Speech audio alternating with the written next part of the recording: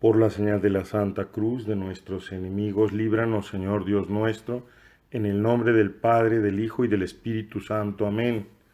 Señor mío y Dios mío, creo firmemente que estás aquí, que me ves, que me oyes. Te adoro con profunda reverencia. Te pido perdón de mis pecados y gracia para hacer con fruto este rato de oración. Madre mía Inmaculada, San José mi Padre y Señor, Ángel de mi guarda, intercedan por mí.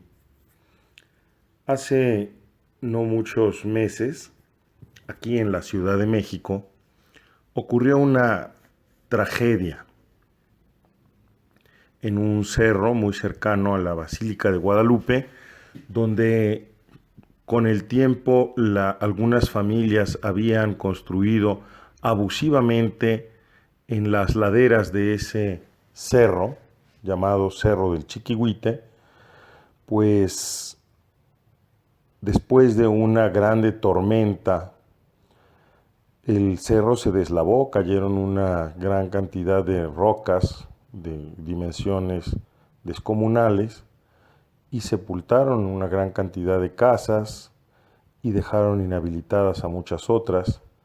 Hasta este momento, después de varios meses, todavía un grupo de familias están siendo alojadas en las dos parroquias de la zona, Nuestra Señora del Carmen, y los párrocos han llevado a cabo una grande labor de caridad allí, dando de comer, de desayunar, de cenar y dando albergue durante este tiempo hasta 30 familias, ¿no? Cada uno.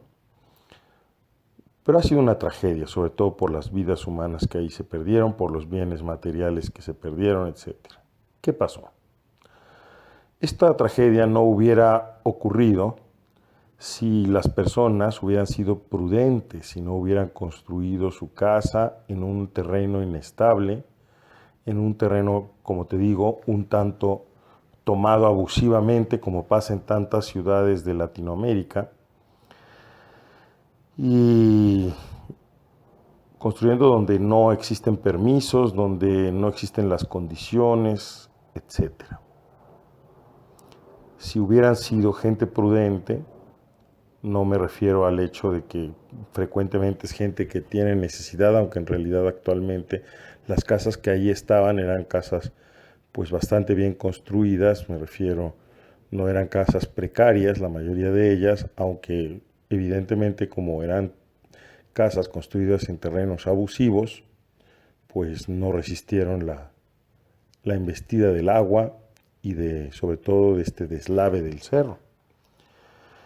Si hubiera sido gente prudente, como te digo, aunque frecuentemente es gente que está necesitada, pues no hubieran hecho esto. Hubieran construido en terreno firme, en terreno más adecuado, se hubieran atenido a las regulaciones, hubieran esperado a que el organismo predispuesto les diese casas populares, casas adecuadas para sus bolsillos, pero pues a veces la gente atiende más a su necesidad o hace caso a liderecillos que les dan estos terrenos que ellos por su parte negocian a cambio pues de votos, a cambio de otro tipo de dádivas. Algo así es lo que hoy el Señor Jesús en el Evangelio nos narra. El Señor Jesús dice que no todo aquel que le diga a Él, Señor, Señor, entrará en el reino de los cielos, sino que entrará aquel que haga la voluntad de su Padre, aquel que verdaderamente esté empeñado en cumplir la voluntad de Dios. Y San José María dice así en Camino 754, dice, esta es la llave para abrir la puerta y entrar en el reino de los cielos. Qui facit voluntatem Patris mei, quincelis est, ipse intravit in regnum celorum. El que hace la voluntad de mi Padre, ese entrará. Y más adelante, el texto del Evangelio dice que el que escucha la palabra de Dios y no la pone en práctica, se parece a un hombre imprudente que construyó su casa sobre la arena. Vinieron los torrentes, bajaron las lluvias y dieron contra aquella casa y la aniquiló. En cambio, el que escucha la palabra de Dios y la pone en práctica, se parece a un hombre prudente que construyó su casa sobre terreno firme. Llegaron las crecientes, azotaron los vientos, y sin embargo esa casa, como tenía buenos cimientos, resistió. La imagen es bastante elocuente y, como te digo, se parece a la tragedia de la que te acabo de recordar o de narrar, que sucedió hace apenas algunos meses en la Ciudad de México. Y es que, efectivamente, cuando nosotros escuchamos la palabra de Dios, pero como oyentes desatentos, nos puede pasar aquello que dice San Pablo, que predicamos a los demás, pero nosotros quedamos descalificados.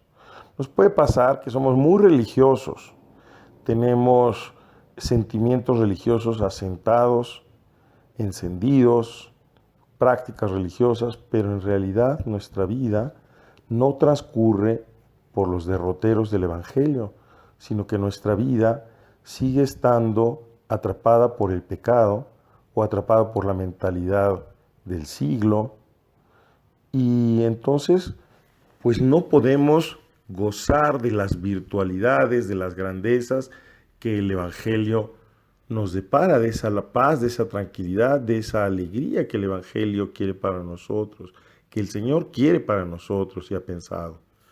Entonces estamos como ese hombre imprudente que realmente construyó su casa en la ladera, construyó su casa en donde no era conveniente, y antes o después ocurre la tragedia que luego lamentamos todos.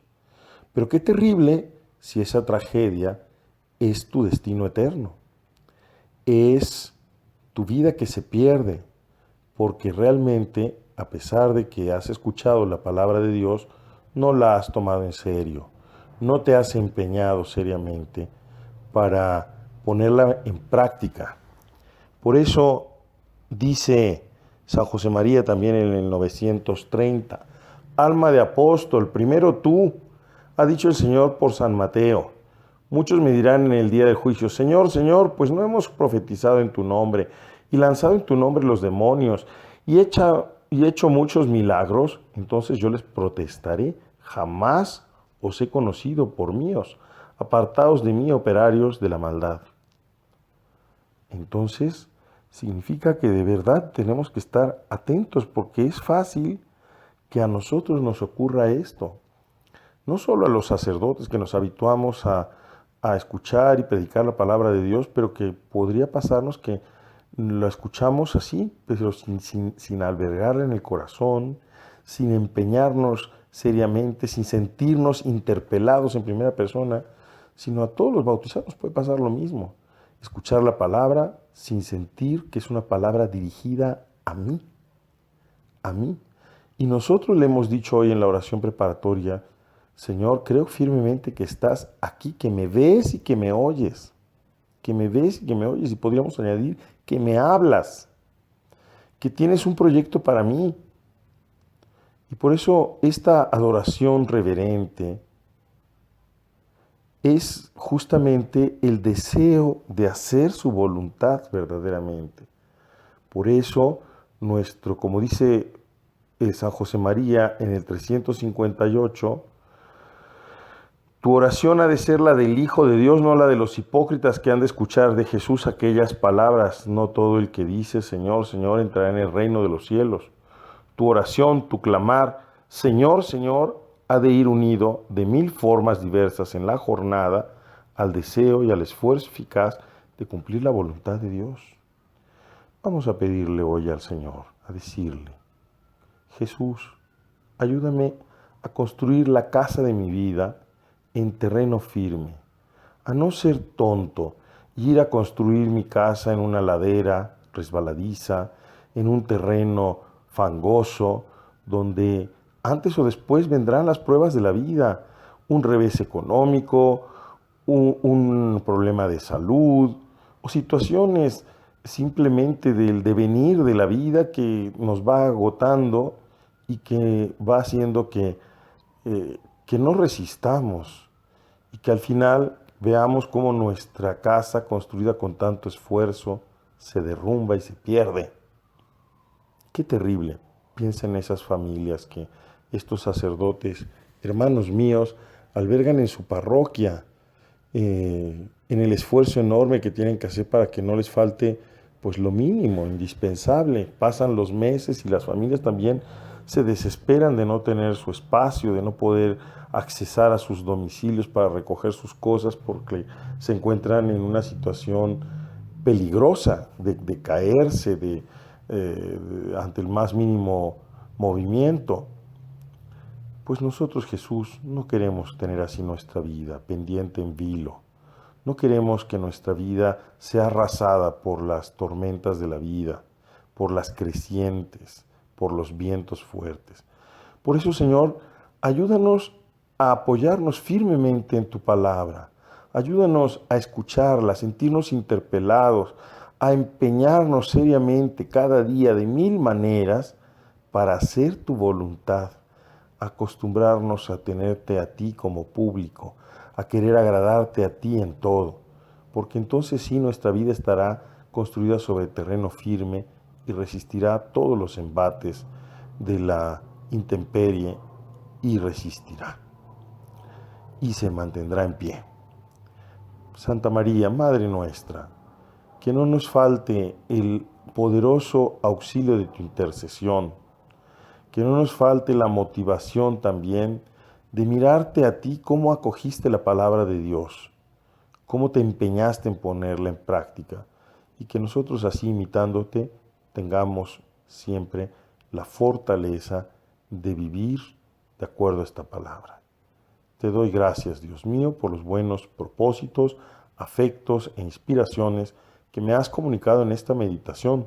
Te pido ayuda para ponerlos en práctica. Madre mía Inmaculada, San José mi Padre y Señor, Ángel de mi guarda, intercedan por mí.